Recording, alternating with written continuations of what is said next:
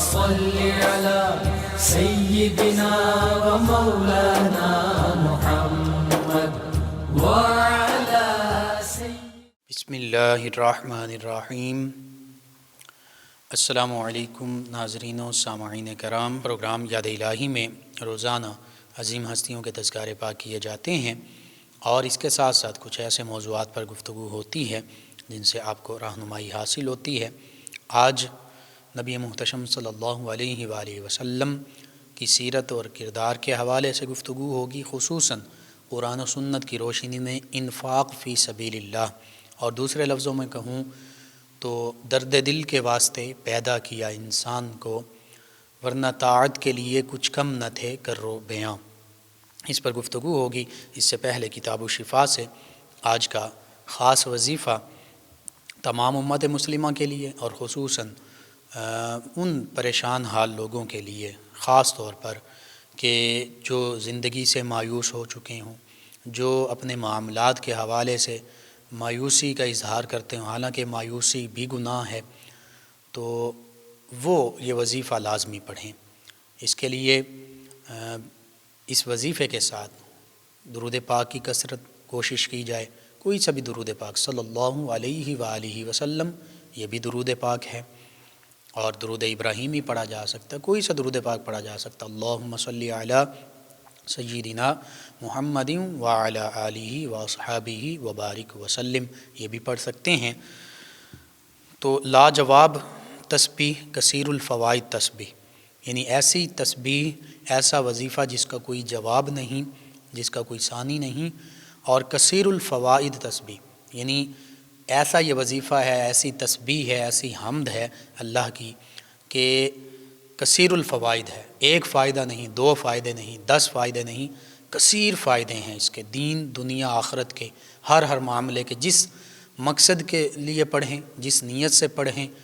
اللہ پر پختہ یقین رکھتے ہوئے پڑھیں، انشاءاللہ اللہ سبحانہ و تعالی وہ حاجت پوری فرما دے گا۔ رزق کے لیے پڑھیں، رزق میں برکت ہوگی، جان مال عزت آبرو کی حفاظت کے لیے پڑھیں، انشاءاللہ حفاظت ہوگی، شیطان کے شر سے حفاظت کے لیے پڑھیں، انشاءاللہ شیطان کے شر سے حفاظت ہوگی، قرض کی ادائیگی کا معاملہ اس کے لیے پڑھیں، اللہ سبحانہ و تعالیٰ قرض کی ادائیگی کے خود غیب سے اسباب مہیا فرما دے گا۔ تو یہ سبھی معاملات کے لیے آپ پڑھ سکتے ہیں،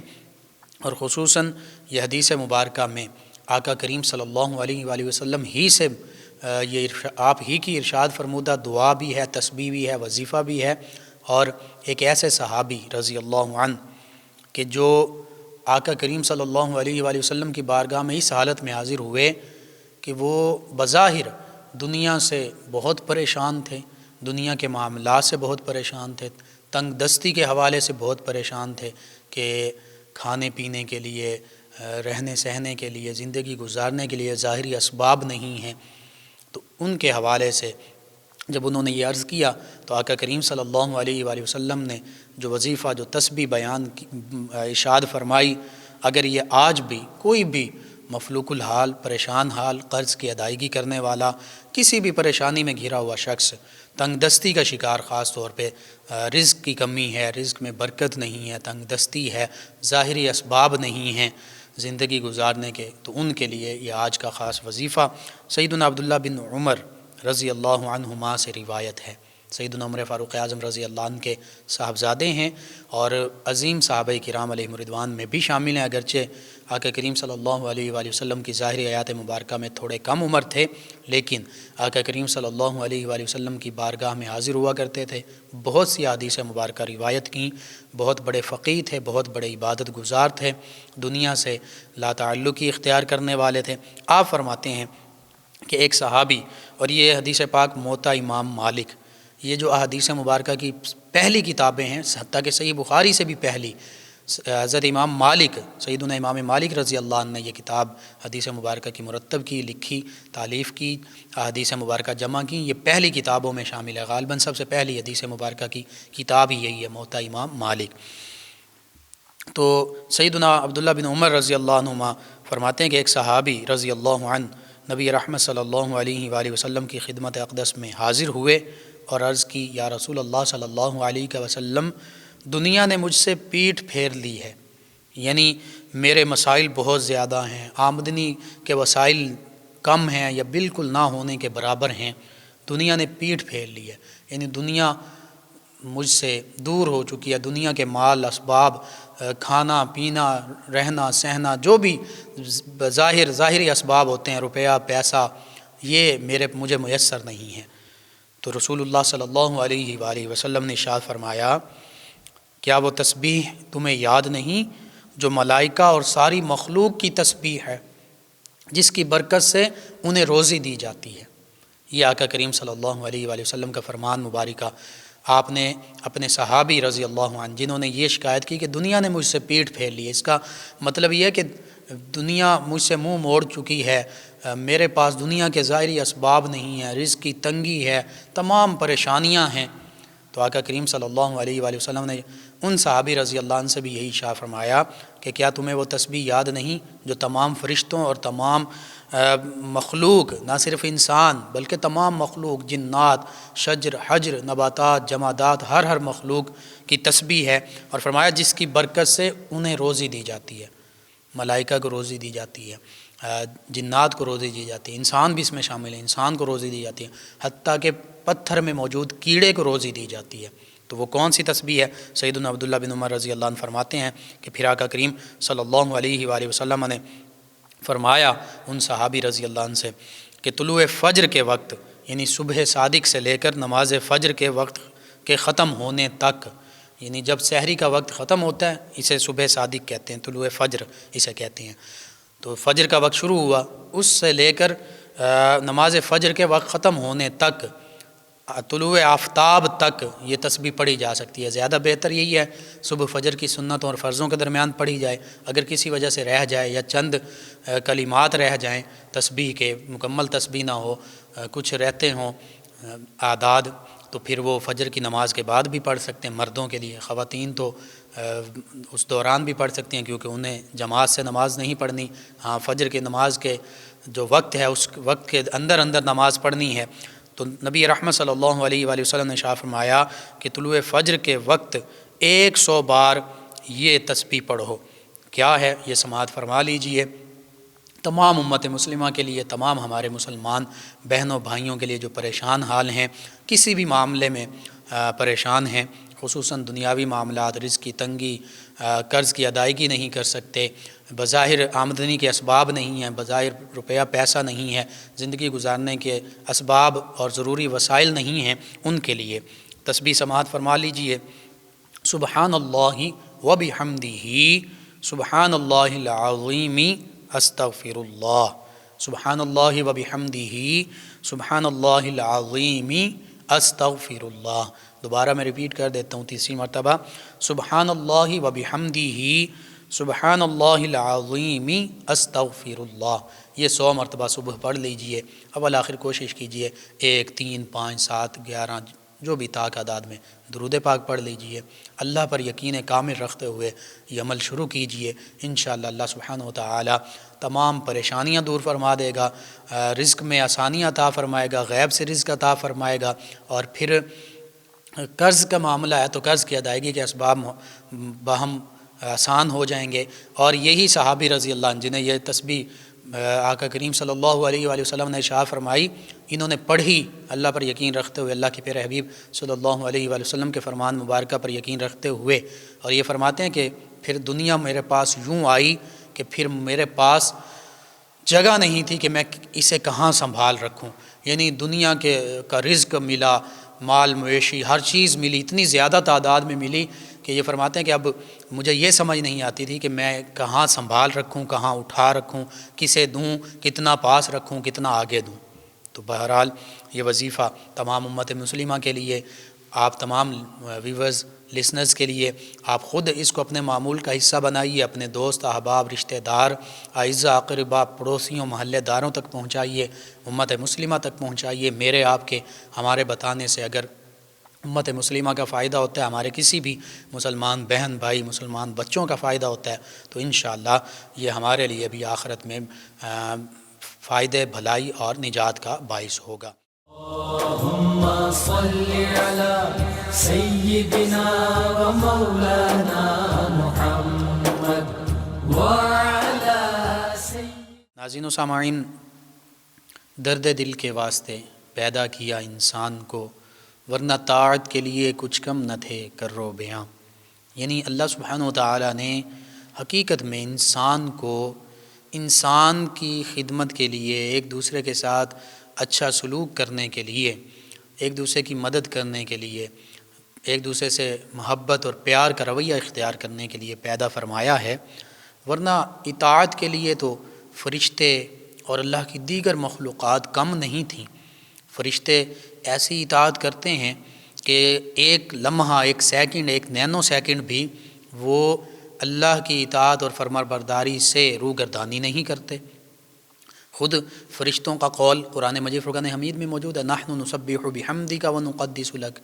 فرشتے کہتے ہیں کہ اے اللہ، ہم تیری تسبیح بیان کرتے ہیں، تیری پاکی بیان کرتے ہیں، تیری حمد بیان کرتے ہیں۔ تو فرشتے تو ہر لمحہ اور جب سے پیدا کیے گئے ہیں ہر لمحہ اللہ کا ذکر کر رہے ہیں، اللہ اللہ کر رہے ہیں۔ دیگر مخلوقات یسبح للہ ما فی السماوات و ما فی الارض، اللہ فرماتا ہے زمین و آسمان میں ہر چیز اللہ ہی کی تسبیح اور پاکی بیان کرتی ہے، چاہے بظاہر وہ بے جان ہے یا جاندار ہے، کوئی بھی مخلوق ہے انسان کے علاوہ اور جنات کے علاوہ، چاہے ملائکہ فرشتے ہیں، چاہے پہاڑ ہیں، درخت ہیں، جنگل ہیں، پتھر ہیں، سیارے ہیں، ستارے ہیں، کہکشائیں ہیں، ہوائیں ہیں، زمین ہیں، آسمان ہیں، کوئی بھی چیز ہے، ہر چیز اللہ کی تسبیح، اللہ کا ذکر، اللہ کی حمد بیان کرتی ہے، اللہ کی عبادت میں مشغول ہے۔ ہاں سرکش ہے تو انسان ہے یا جنات ہیں، اللہ کی عبادت سے بھی منہ موڑتے ہیں، اللہ کے احکام اور تعلیمات سے بھی منہ موڑ لیتے ہیں۔ تو اگر تو صرف اللہ کی بندگی ہی، اگرچہ انسان کا یہ بھی مقصد ہے اللہ کی بندگی اختیار کرنا، اللہ کی عبادت کرنا، بندہ اسی کو کہتے ہیں کہ بندگی اختیار کرنے والا،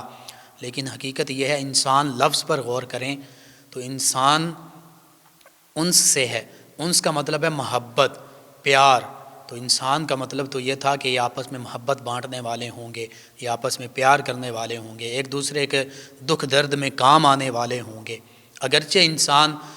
کا ایک ماخذ نسیان بھی ہے، یعنی بھول جانے والا، انسان بھول جاتا ہے، اللہ کو بھول جاتا ہے، اللہ کی مخلوق کو بھول جاتا ہے، اپنے مسلمان بہن بھائیوں کو بھول جاتا ہے،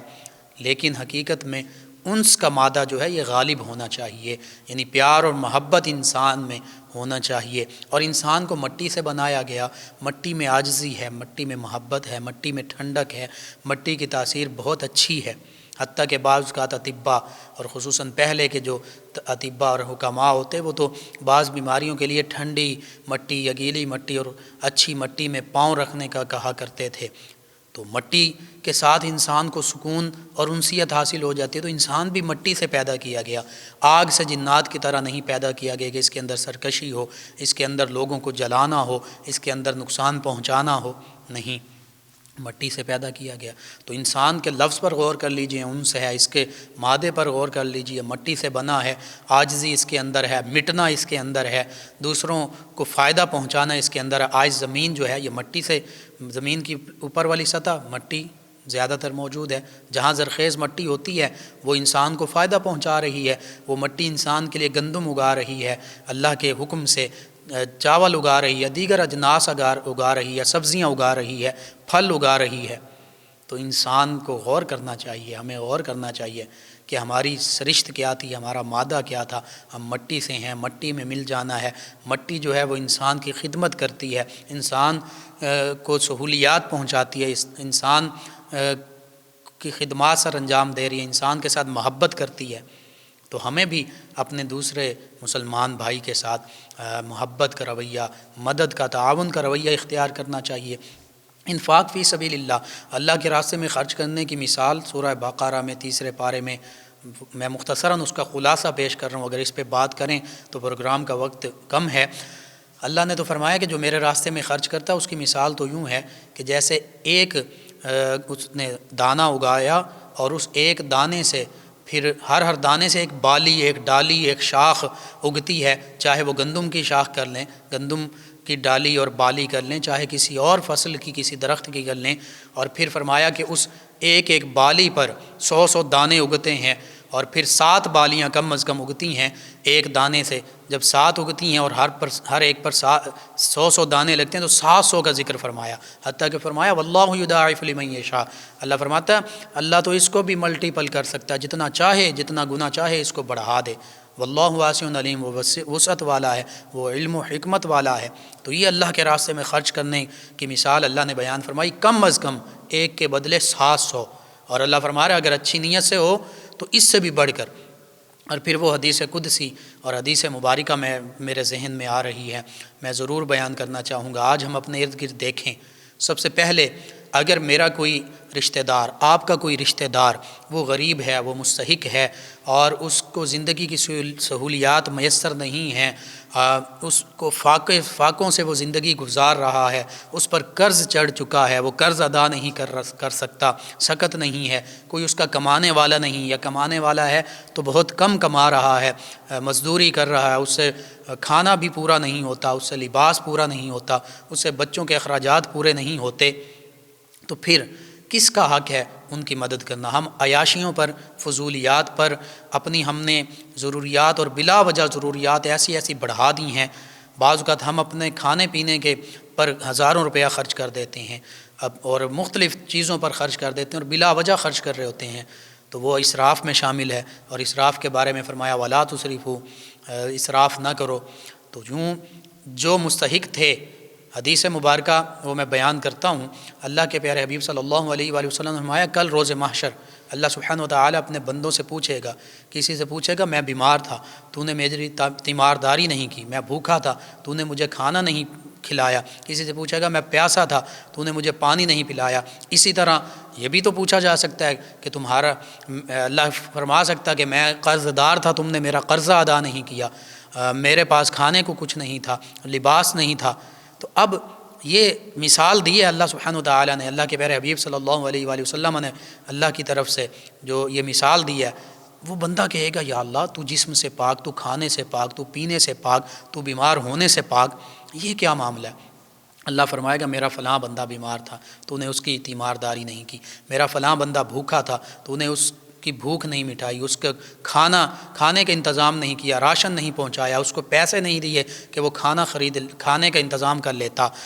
اسی طرح میرا فلاں بندہ پیاسا تھا تو نے اس کو پانی نہیں پلایا. اور اللہ فرمائے گا کہ اگر تو میرے فلاں بندے کی، جو بھی مستحق تھا، جو ضرورت مند تھا، اس کی تیمارداری کرتا، اس کو کھانا کھلاتا، اس کو پانی پلاتا، اس کا قرض کی ادائیگی نہیں ہو رہی تھی اس کو پیسے دیتا، وہ قرض ادا کر لیتا،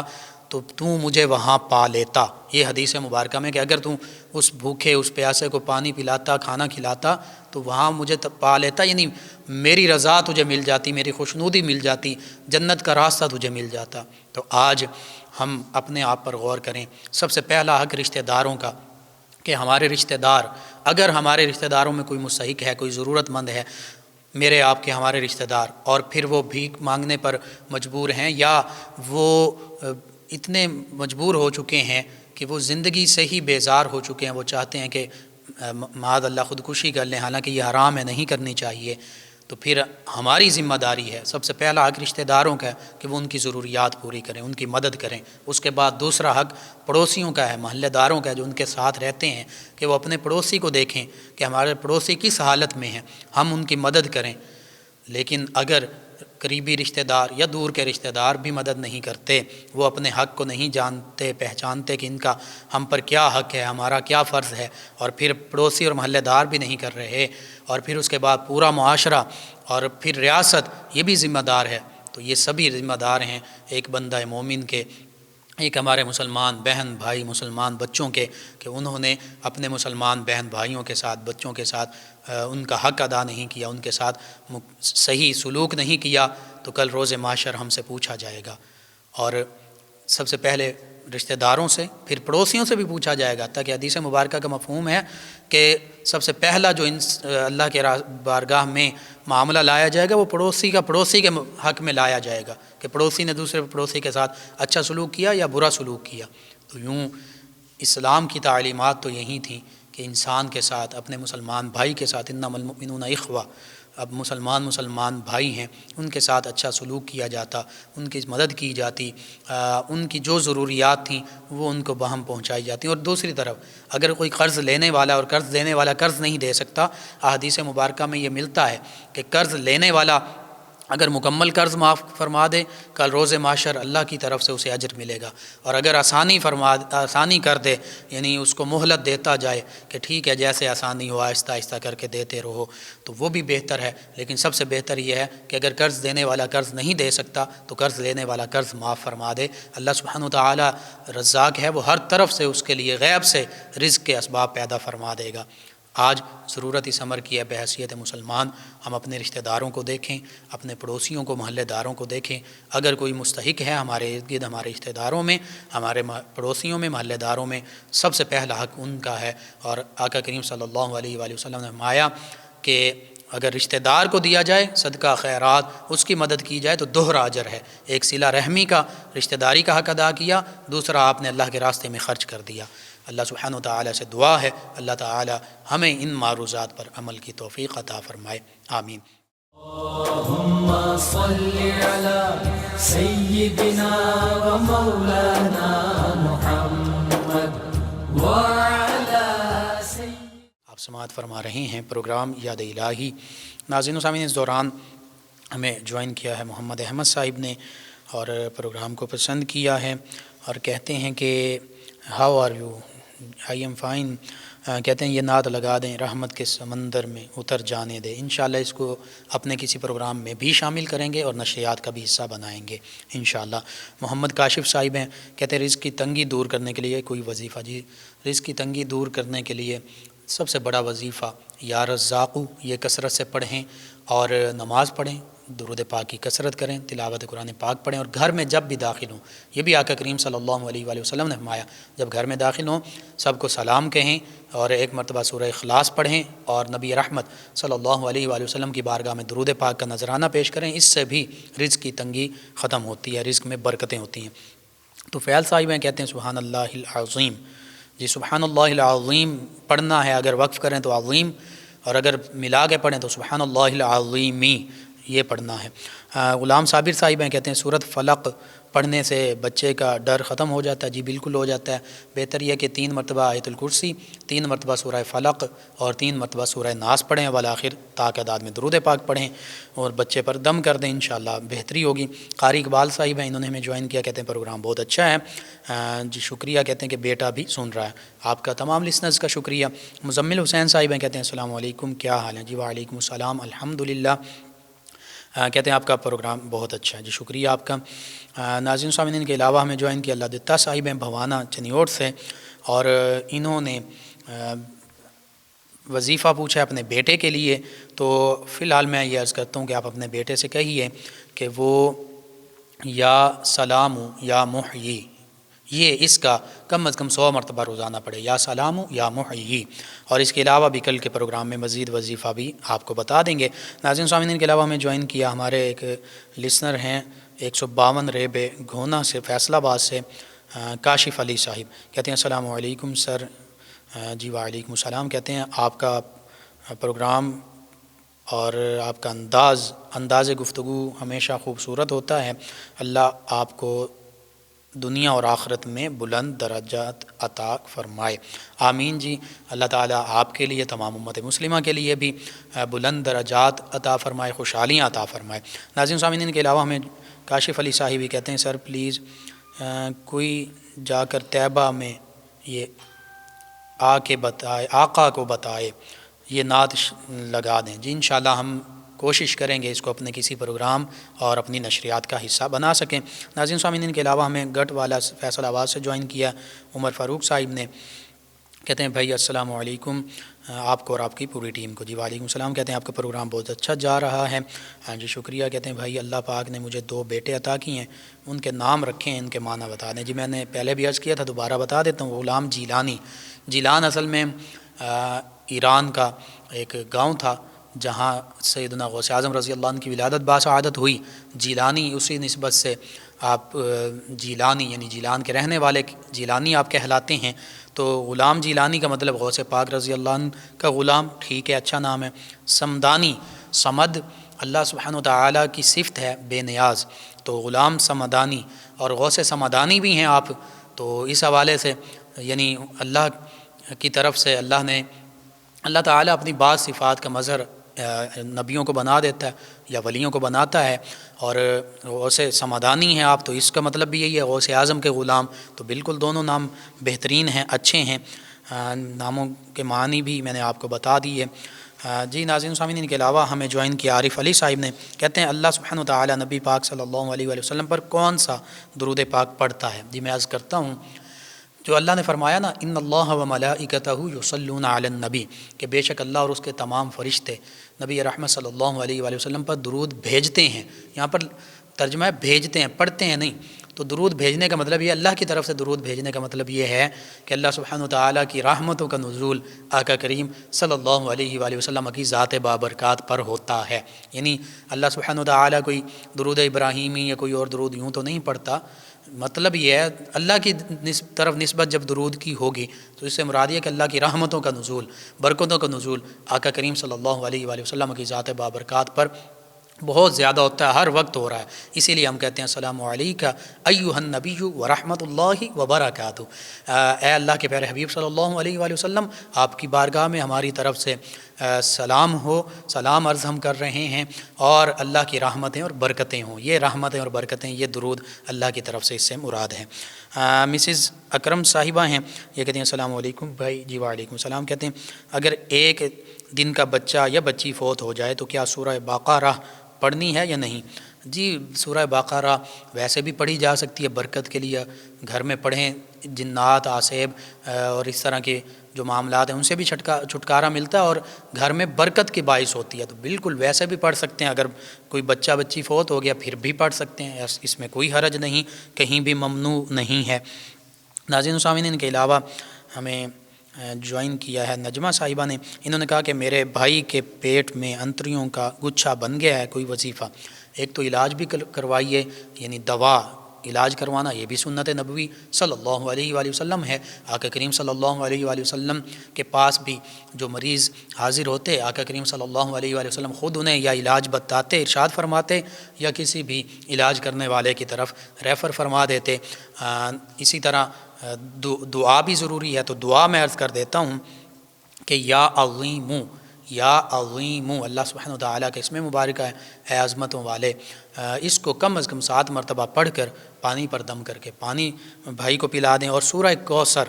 اس کو کوشش کیجئے کم از کم 41 مرتبہ یا 11 مرتبہ یہ پڑھ کر نمک پر دم کر کے وہ نمک اپنے بھائی کو کھلاتے رہیں،